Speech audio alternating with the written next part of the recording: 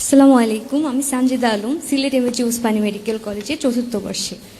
আমার প্রশ্ন হচ্ছে, এই বাংলাদেশে রোগীর তুলনায় সরকারি হাসপাতালের বেড অনেক কম, যার কারণে রোগীরা মেঝেতে শুয়ে চিকিৎসা নিচ্ছেন। আপনার ধারণা আছে মোটামুটি এভারেজে কত মানুষ হসপিটালে বারান্দায় থাকে? অনেক, কিন্তু নর্মালি হচ্ছে একটা কিছুদিন আগে পত্রিকা একটা সংখ্যা বের হয়েছিল, সব সারা বাংলাদেশে অন এন এভারেজ একটা সংখ্যা বের হয়েছিল, সেটা জানা নেই। 30 লক্ষ। 40 লক্ষ, আচ্ছা। তো অনেক সময় হয় কি, বিশেষায়িত চিকিৎসার জন্য ওনারা আর্থিক অভাবের কারণে ওটা থেকেও বঞ্চিত হচ্ছেন।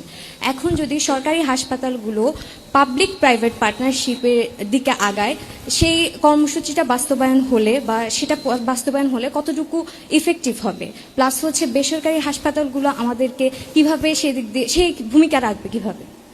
আচ্ছা, ধন্যবাদ আপনার প্রশ্নের জন্য। আপনার প্রশ্নটা আমি ডাইরেক্টলি আনসার করবো না, একটু লম্বা করে আমি আনসার করবো, এটার সাথে একটা বিষয় রিলেটেড। বসেন আপনি। দেখুন, আমাদের দেশের সবকিছু হিসাবে যদি আমরা কম্পেয়ার করি, আমাদের জনসংখ্যা 20 কোটির কম না, যে যত কথাই বলুক। আমি 2000 এই দেশ থেকে চলে যাবার আগে পর্যন্ত আমি দেশের আনাচে কানাচে ঘুরতাম, মানুষের সাথে কথা বলতাম। আমি দেখেছি, আমার ধারণা গত মোটামুটি 20 বছরের হিসাব যদি করি, কোনোভাবে 20 কোটির কম নাই দেশের মানুষ। এখন আপনি ধরেন আমাদের ওসমানী মেডিকেল কলেজ, আপনি তো ওখানকার স্টুডেন্ট। জি, আমরা যদি দেখি ওসমানী মেডিকেল কলেজে, এক্সাক্ট হিসাবটা আমার ধারণা নেই, তবে উদাহরণস্বরূপ বলছি। ধরেন আপনার ওসমানী মেডিকেল কলেজে প্রতিদিন হসপিটাল কর্তৃপক্ষ সে 1000 মানুষকে ট্রিটমেন্ট দিতে পারে। গভর্নমেন্ট থেকে তাদেরকে যেই ওষুধপত্র দেওয়া হয়, যে সার্জিক্যাল ইকুইপমেন্ট দেওয়া হয়, যে ব্যান্ডেজ বা যে সিরিঞ্জ, যেই মেডিসিন যাই দেওয়া হয় না কেন, 1000 লোককে সে ম্যানেজ করতে পারবে। কিন্তু আপনি যদি সকালে দেখেন, যেহেতু আপনি ওখানে কাজ করেন, নিশ্চয়ই আপনার এক্সপিরিয়েন্স আছে, আপনার না হলে ওখানে 2000 লোকের কিউ হচ্ছে প্রতিদিন 2000 লোকের কিউ হচ্ছে। এখন যতই আপনি তাকে 24 ঘন্টা আপনি ট্রিটমেন্ট দেন না কেন, আপনি 1000 উপরে তো যেতে পারছেন না, আপনার ক্যাপাসিটি ওরকম। এখন তার মানে কি, মানুষ অসুস্থ হচ্ছে, আসছে, কিন্তু প্রপার চিকিৎসা সুবিধা পাচ্ছে না। এখানেই আমরা প্রাইভেট এবং পাবলিক পার্টনারশিপটা নিয়ে আসছি। প্রাইভেট পাবলিক পার্টনারশিপটা কি? প্রাইভেট পাবলিক পার্টনারশিপটা হচ্ছে, ধরেন ওসমানী মেডিকেল কলেজে একজন মানুষ আসলো, আপনার ধরেন কিডনি ডায়ালিসিস করবে। তো কিডনি ডায়ালিসিস করার জন্য একটা মেশিন আছে, আমি শিওর একটার বেশি মেশিন আছে, আমরা উদাহরণ হিসাবে ধরছি বোঝানোর জন্য, একটা মেশিন আছে। এখন এই একটা মেশিন পুরো মাসে হয়তো 100 জন লোককে ডায়ালিসিস করতে পারে, কিন্তু দেখা যাচ্ছে যে ওখানে ডায়ালিসিস করার জন্য যে কিউটা হচ্ছে, সেখানে 200 জন মানুষ হচ্ছে। আমার ঠিক প্রাইভেট এখানে নিশ্চয়ই এরকম হসপিটাল আছে যাদেরও একই ফ্যাসিলিটি আছে। কোন একটা নাম বলতে পারবেন private hospital? Sorry, north east medical. আচ্ছা, ধরেন নর্থ ইস্ট মেডিকেলেও ডায়ালিসিস মেশিন আছে। সেই ডায়ালিসিস মেশিনের ক্যাপাসিটি হচ্ছে 100 জন মাসে।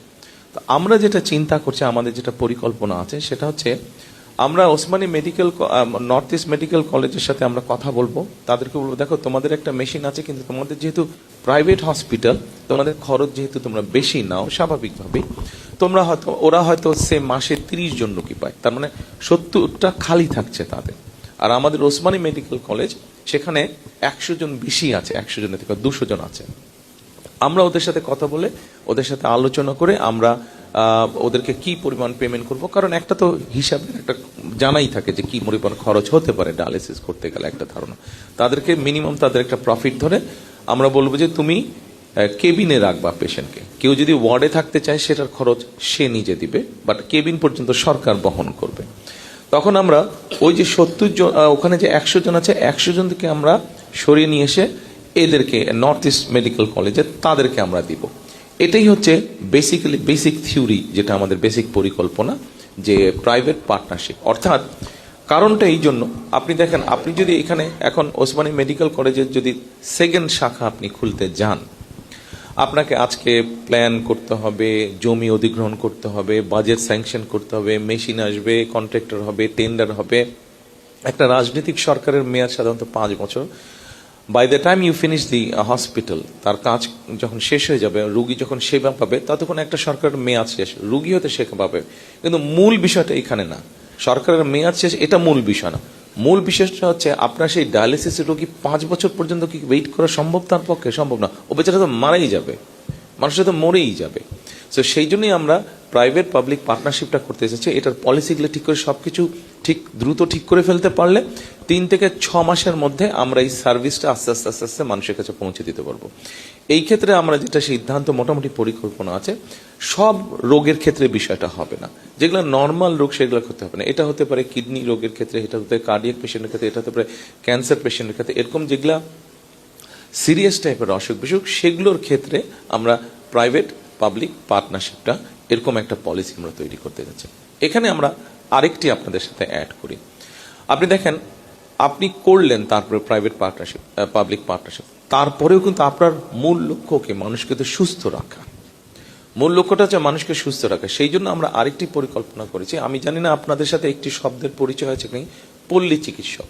বিএনপির প্রথম আমলে শহীদ রাষ্ট্রপতি জিয়াউর রহমানের সময় সারা দেশে গ্রামের মানুষ যাতে বেসিক স্বাস্থ্য সুবিধাটা পায়, সেই জন্য পল্লী চিকিৎসক নামে বেসিক ট্রেনিং দিয়ে তারা মানুষের ঘরে ঘরে, গ্রামে ঘরে ঘরে যেত, বেসিক যে ট্রিটমেন্টটা সেটা প্রোভাইড করত।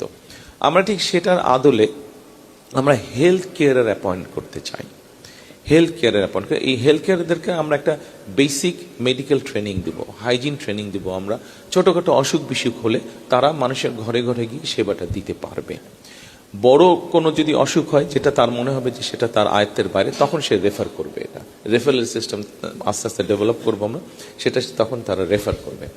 এখন এই যে যাবে, যে তারা ঘরে ঘরে যাবে, মানুষকে ট্রিটমেন্ট দিবে, হাইজিন শেখাবে, এখানে গিয়ে তারা মানুষকে অ্যাওয়্যার করার চেষ্টা করবে যে ঠিক আছে, এইভাবে লাইফস্টাইল খাওয়া দাওয়া হওয়া উচিত, যে আপনি চিনি বেশি খাবেন না, মিষ্টি বেশি খাবেন না, তাহলে ডায়াবেটিস থেকে রক্ষা পাবেন।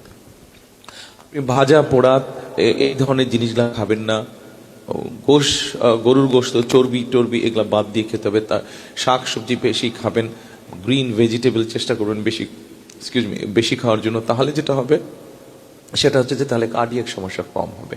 এই ধরনের বিভিন্ন বিষয়গুলো মানুষকে অ্যাওয়্যার করবে। কেন অ্যাওয়্যার করবে, কেন অ্যাওয়্যার করা প্রয়োজন, মানুষকে কেন এই বিষয়গুলো জানানোর প্রয়োজন? কারণ ওই যে ওসমানী মেডিকেল কলেজে প্রতিদিন 2000 কিউ হচ্ছে, ওই কিউটাকে আমরা কমিয়ে আনতে চাইছি। আমরা ওই লাইনটাকে ওসমানী মেডিকেল কলেজের ক্যাপাসিটি হচ্ছে 1000 মানুষকে ট্রিটমেন্ট দেওয়ার প্রতিদিন। আমরা যদি এই কিউটাকে ধীরে ধীরে ধীরে ধীরে কমিয়ে আনতে পারি, আপনি তাহলে কিউটাকে কমিয়ে আনলে সরকারের উপরে খরচ কম পড়বে, প্রেশারটা কম পড়বে, খরচের স্টেটের খরচটা কম পড়বে, এবং যেই মানুষগুলো যাবে ট্রিটমেন্টের জন্য সেই মানুষগুলো আস্তে আস্তে বেটার ট্রিটমেন্ট পাবে। এরকম, এবং আমাদের বোন যে বললো যে হসপিটালের বারান্দায় মানুষ শুয়ে থাকে বেডের অভাবে, সেটার পরিমাণও আস্তে আস্তে আস্তে কমে আসবে। এটা যে 1 সপ্তাহ, 1 বছর, 2 বছরই যে ব্যাপারটা হয়ে যাবে তা না। আপনি যখন শুরু করবেন কাজটা, পলিসি নিয়ে যখন কাজ শুরু করবেন, সময় লাগবে, কিন্তু আমরা কনফিডেন্ট ইনশাল্লাহ। আমরা সকলে মিলে যদি কাজ করি, আপনাদের মতন ইয়াং ডাক্তাররা যখন ফুল ফ্লেজেড ডাক্তাররা আপনারা কাজ করবেন, আমরা ওই গোল আমাদের ইনশাল্লাহ অ্যাচিভ করতে পারবো।